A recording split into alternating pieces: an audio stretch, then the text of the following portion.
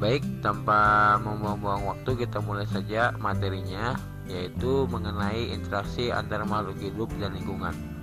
Kalau kita lihat katanya, interaksi itu apa? Interaksi itu mengarah pada hubungan. Mengarah pada apa? Mengarah pada hubungan. Berarti kalau interaksi antara makhluk hidup berarti berbicara mengenai hubungan terhadap makhluk hidup dan juga lingkungan. Maka kali ini kita akan membahas mengenai lingkungan dan juga hubungan antara makhluk hidup. Apakah yang dimaksud dengan lingkungan?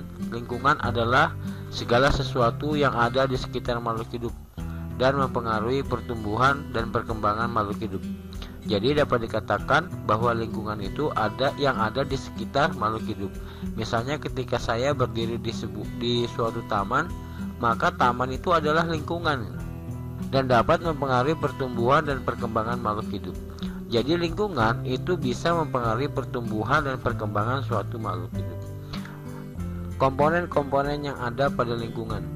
Lingkungan dapat diartikan sebagai kombinasi antara komponen-komponen yang ada di lingkungan. Komponen lingkungan tersebut adalah, yang pertama adalah komponen abiotik. Bio itu artinya hidup, ya. Maka komponen biotik adalah komponen dari lingkungan yang bersifat hidup atau yang terdiri dari makhluk hidup. Apa saja? Yaitu bisa tumbuhan, hewan, dan manusia, ya. Nah, kemudian yang kedua adalah komponen abiotik. A tidak bio hidup. Maka komponen abiotik adalah komponen dari lingkungan yang merupakan benda mati. Misalnya apa? Air, tanah, udara, cahaya, suhu, kelembapan, dan lain sebagainya. Jadi komponen yang ada dalam lingkungan itu ada dua. Ada komponen abiotik dan komponen biotik. Komponen biotik, bio berarti hidup. Berarti komponen biotik adalah komponen dari lingkungan yang bersifat hidup, misalnya manusia, hewan, dan tumbuhan. Komponen abiotik, A tidak biotik, bio itu hidup, berarti komponen yang tidak hidup, misalnya yaitu air, tanah, cahaya, udara, suhu, kelembapan, dan lain sebagainya. Tingkatan-tingkatan dalam suatu lingkungan. Sebelumnya saya sudah pernah singgung bahwa makhluk hidup itu berada dalam suatu organisasi yang dikenal dengan organisasi kehidupan, yang mulai dari sel yang merupakan struktur terkecil, kemudian ada jaringan yang merupakan gabungan dari sel, kemudian organ yang merupakan gabungan dari jaringan, kemudian sistem organ yang merupakan kumpulan dari organ, lalu ada organisme yang kumpulan dari sistem organ.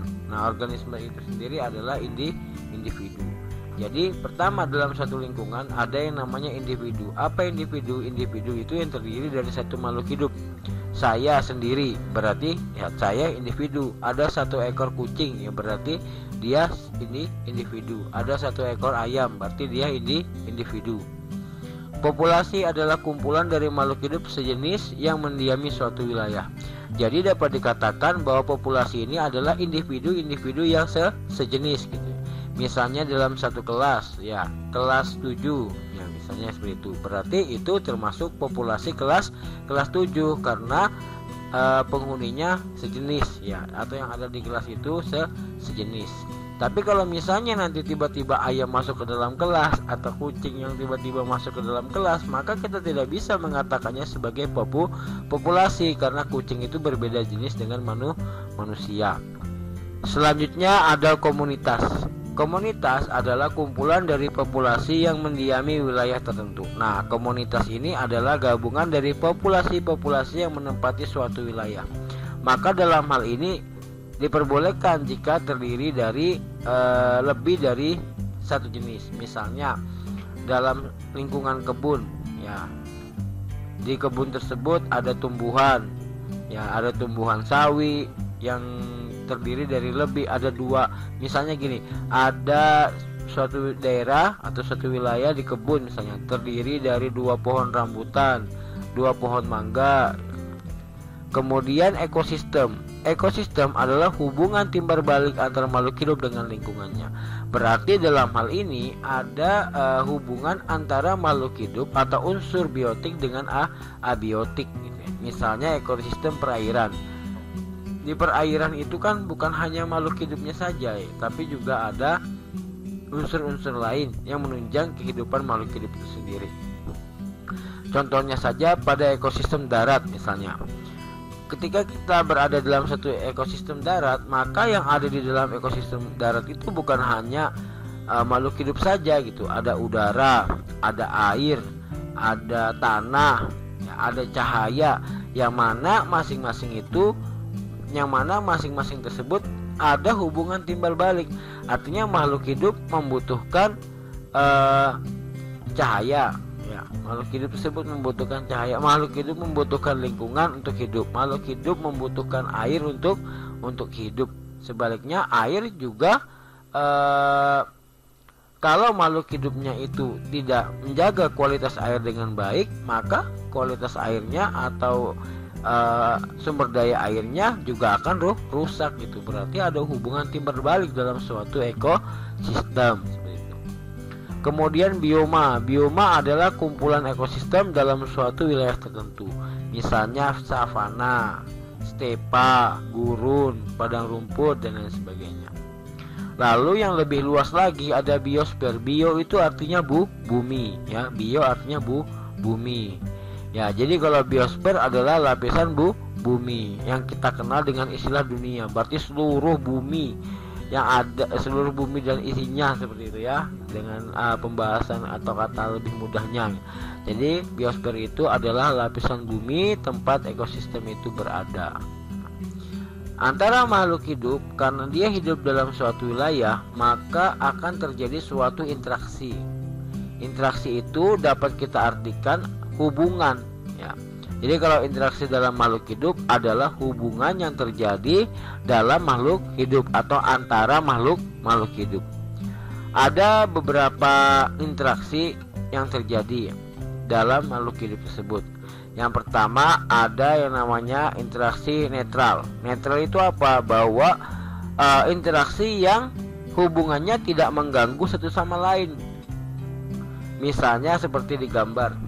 Nah, ini gambar pertama. Ini adalah interaksi netral. Nah, di sini ada ayam, ada kucing.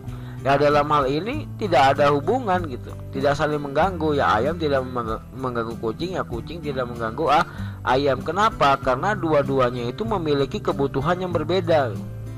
Maka tidak terjadi predasi, tidak terjadi kompetisi dan sebagainya. Karena keduanya itu berbeda gitu. Ayam memakan biji-bijian, misalnya kucing memakan daging gitu. Selanjutnya yang kedua ada interaksi predasi. Predasi ini berarti saling makan ya, saling makan atau saling mangsa. Maka dalam istilah predasi ada istilah pemangsa dan ada istilah mangsa. Pemangsa ini yang memakan dan mangsa yang dimakan. Dapat dikatakan predasi ini adalah hubungan saling mangsa gitu ya. Contohnya pada gambar kedua di sini ada singa yang memakan zebra. Ini predasi, ini predatornya, ini mangsanya. Nah, itu adalah hubungan interaksi yang kedua. Selanjutnya yang ketiga ada simbiosis. Simbiosis ini juga hubungan yang terjadi antar makhluk hidup. Ya, ada 4 simbiosis di sini yang saya tampilkan. Yang pertama adalah simbiosis parasitisme. Parasit. Nah, parasit. Ya, parasit itu berarti dia yang menempel pada atau yang mengambil makanan dari makhluk hidup lain. Nah, maka dapat diartikan bahwa simbiosis parasitisme adalah di mana simbiosis yang terjadi apabila yang satunya untung, yang satunya rugi. Ya, contohnya saja benalu dengan inangnya. Dalam hal ini benalu itu mendapatkan makanan dari inangnya. Benalu mendapatkan keuntungan sedangkan inangnya itu mendapatkan kerugian karena makanannya diambil oleh si benalu. Kemudian di sini ada cacing perut pada usus manusia. Ya, dalam hal ini juga cacing perut mendapatkan makanan dari manusia sehingga cacing perut mendapatkan keuntungan dan manusia mendapatkan kerugian. Nah, contoh pada gambar di sini juga ini yang pertama tumbuhan dan inangnya. Ini ada nyamuk ya. nyamuk yang mengisap darah. Nah, dalam hal ini nyamuknya mendapatkan keuntungan sedangkan manusianya mendapatkan kerugian. Nah, itu contoh dari simbiosis parasitisme. Simbiosis yang kedua adalah simbiosis komensalisme. Komensalisme ini adalah simbiosis yang mana organisme satu untung, organisme yang lain tidak dirugikan. Jadi dalam hal ini yang satu mendapatkan keuntungan, yang satu tidak dirugikan. Ada yang seperti itu? Ada. Misalnya saja di sini contohnya ada pohon anggrek dan juga pohon mangga. Dalam hal ini anggrek hanya numpang saja di pohon mangga gitu, tapi dia tidak mendapatkan makanan atau tidak mengambil makanan dari pohon mangga, sehingga pohon mangga tersebut tidak dirugikan. Akan tetapi anggrek mendapat keuntungan. Kenapa? Karena si anggrek tersebut dapat mendapatkan cahaya matahari karena menempel pada pohon mangga. Tapi dia tidak merugikan pohon mangga karena dia tidak mengambil makanan dari pohon mangga. Berbeda pada parasitisme tadi, si benalu itu mengambil makanan dari tumbuhan inangnya seperti itu. Nah, sementara pada komensalisme ini si anggrek hanya numpang saja hidup di sini. Jadi dia mendapatkan cahaya matahari yang membantu dalam fotosintesis, tapi dia tidak mengambil makanan yang ada di pohon mangga tersebut, sehingga anggrek mendapatkan keuntungan tapi si pohon mangga tidak mendapatkan kerugian. Contoh lain adalah ikan hiu dan ikan remora. Dalam hal ini ikan remora mendapatkan keuntungan. Keuntungan apa? Yang pertama, dia mendapatkan makanan dari hiu, ya. Jadi sisa makanan hiu pada saat berburu itu ikan remora mendapatkannya. Lalu ikan remora juga mendapatkan keuntungan karena lebih mudah untuk berenang dan terhindar dari pemangsa karena dia berenang bersama hiu, seperti itu. Tapi ikan hiu tidak dirugikan. Kenapa? Karena si ikan remora ini tidak mengambil makanan dari ikan hiu. Nah, dia tidak mengambil makanan dari ikan hiu, maka ikan remora diuntungkan, ikan hiu juga tidak dirugikan. Nah, itu simbiosis komensalisme. Nah, selanjutnya ada simbiosis mutualisme. Dalam hal ini terjadi sama-sama untung gitu ya. Contohnya di sini ada kupu-kupu dengan bunga.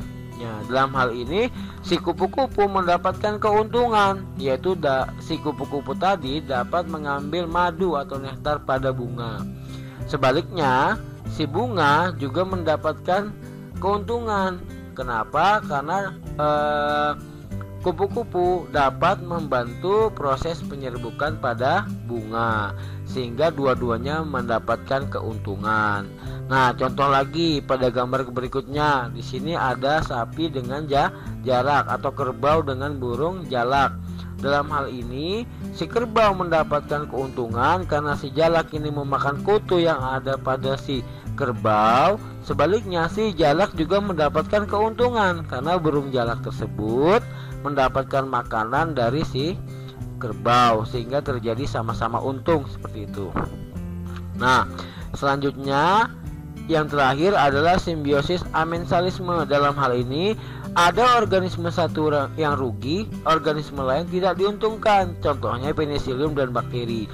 Dalam hal ini penicillium dapat membunuh bakteri, tapi si penicillium tidak mendapatkan keuntungan apa-apa dari si bakteri, ya. Walaupun dia bisa membunuh bakteri, tapi si penicillium dia tidak mendapatkan keuntungan dari membunuh bakteri tersebut.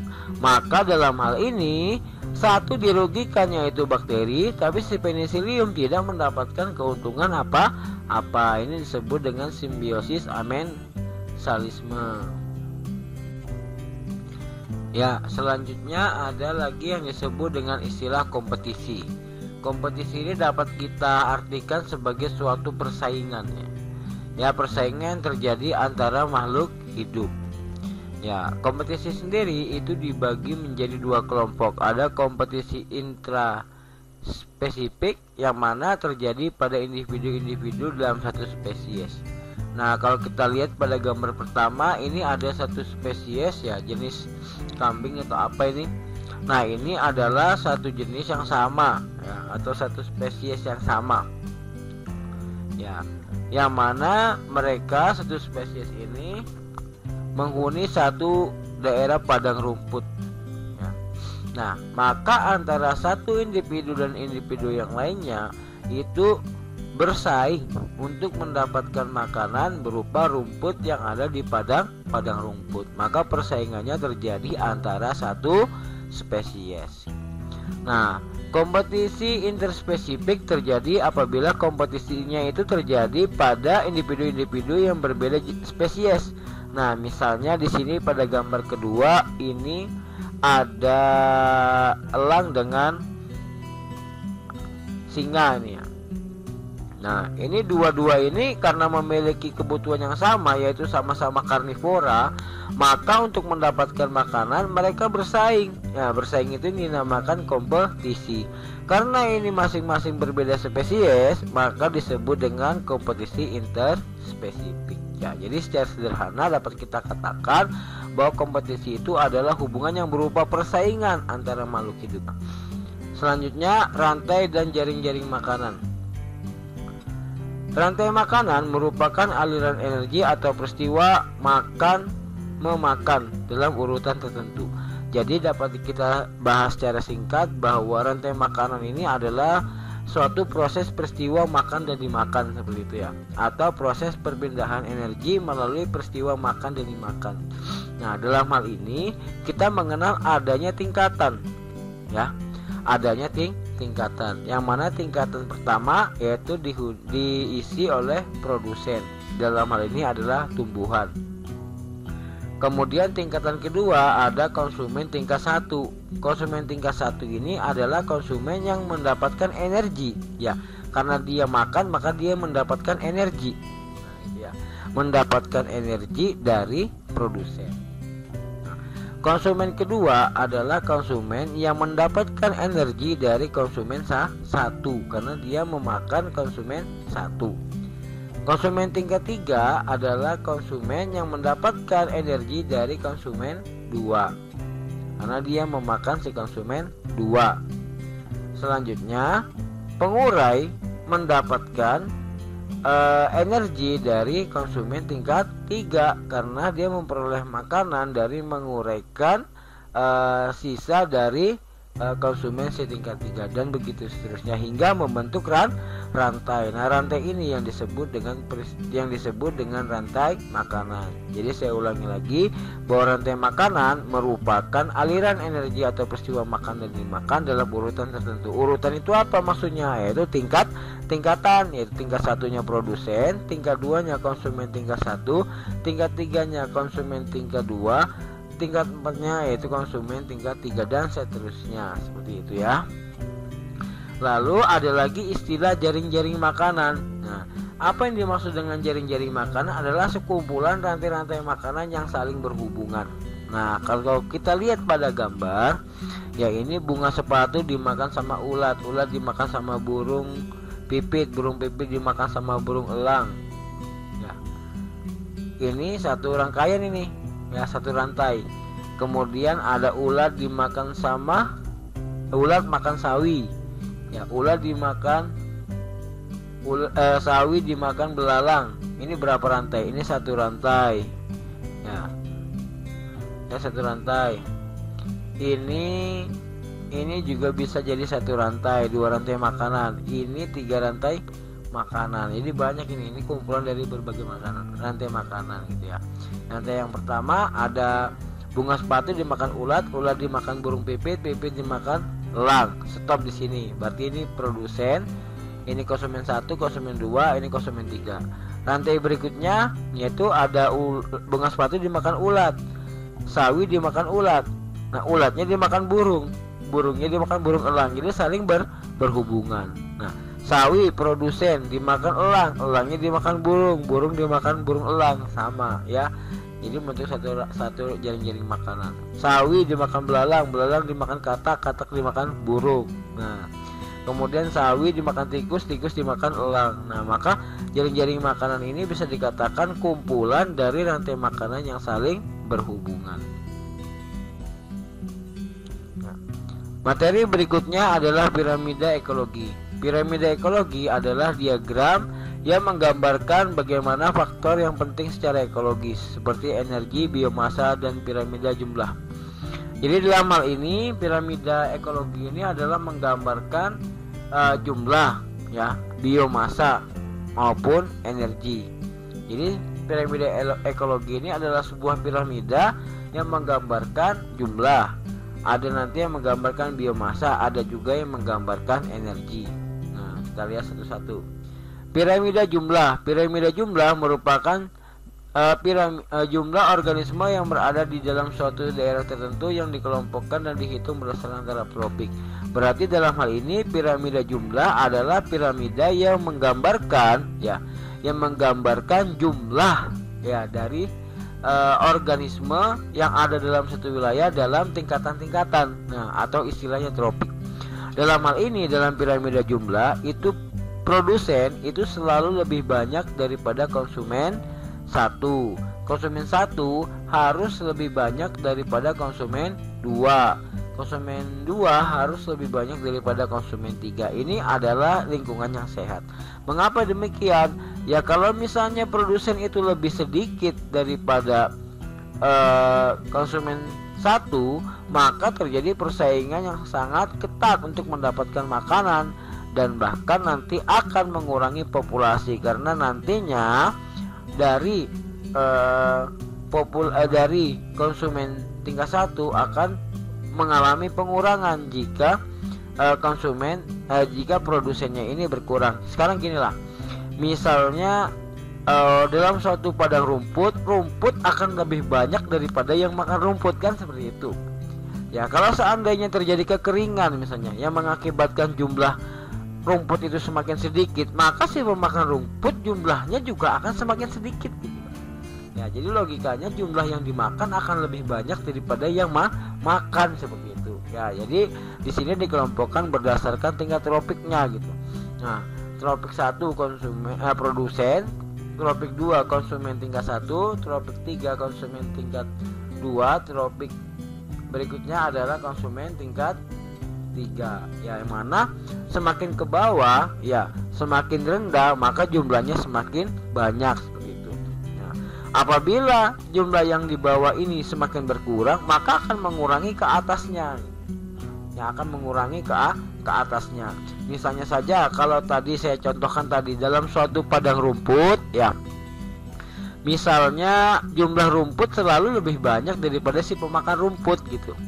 Nah, kalau seandainya terjadi kekeringan atau bencana alam yang menyebabkan si rumput tadi berkurang, maka otomatis akan mengurangi si pemakan rumput karena terjadi kompetisi dan kematian karena tidak ada yang dimakan. Ya, begitu seterusnya sampai ke atas. Nah, jadi saya simpulkan sekali lagi bahwa piramida jumlah adalah piramida yang menunjukkan jumlah organisme berdasarkan tingkatan-tingkatannya. Yang mana tingkatan pertama yaitu tingkatan produsen, tingkatan kedua adalah tingkatan konsumen 1, tingkatan ketiga adalah konsumen 3, dan tingkatan keempat adalah konsumen tingkat 3. Yang mana tropik di bawahnya atau tingkatan di bawahnya itu selalu lebih banyak. Contohnya produsen akan selalu lebih banyak daripada konsumen tingkat 1. Selanjutnya ada piramida biomasa. Kalau piramida jumlah tadi berbicara masalah jumlah organisme, maka piramida biomasa berhubungan dengan massa seluruh organisme pada habitat tertentu yang diukur dalam gram. Nah, di sini contohnya. Yang mana semakin rendah tingkatannya, maka masanya juga akan lebih banyak. Contohnya di sini ada produsen, jumlahnya ada 1000 kg. Jumlah konsumen tingkat 1 ada 100 kg. Jumlah konsumen tingkat 2 ada 10 kg. Dan terus ke atasnya. Jadi kalau tadi ini dihitung jumlahnya, sedangkan biomasa itu dihitung masanya, ya, masanya dalam hitungan gram. Nah, selanjutnya ada piramida energi. Piramida energi adalah piramida yang menggambarkan aliran energi dalam suatu wilayah. Dalam hal ini, ketika terjadi dalam hal ini si produsen, ya, produsen atau yang tropik pertama ini mendapatkan makanan dari unsur hara yang ada di dalam tanah. Berarti dalam hal ini si produsen mendapatkan energi dari zat hara di dalam tanah. Si produsen mendapatkan mendapatkan energi dari matahari, karena si produsen membutuhkan matahari untuk mengolah makanannya dalam proses fotosintesis. Jadi asal muasalnya dari energi yang ada di lingkungan itu dari sinar matahari dan unsur hara dalam tanah, karena si produsen itu mendapatkan makanan dari situ. Kemudian si produsen tadi dimakan oleh konsumen satu, berarti dalam hal ini ada perpindahan energi, ya, ada perpindahan energi dari si produsen ke konsumen satu. Kemudian konsumen satu dimakan oleh konsumen 2, berarti dalam hal ini terjadi perpindahan energi dari konsumen 2 ke konsumen 3 dan begitu seterusnya. Jadi piramida energi ini adalah piramida yang menggambarkan aliran energi dalam suatu wilayah.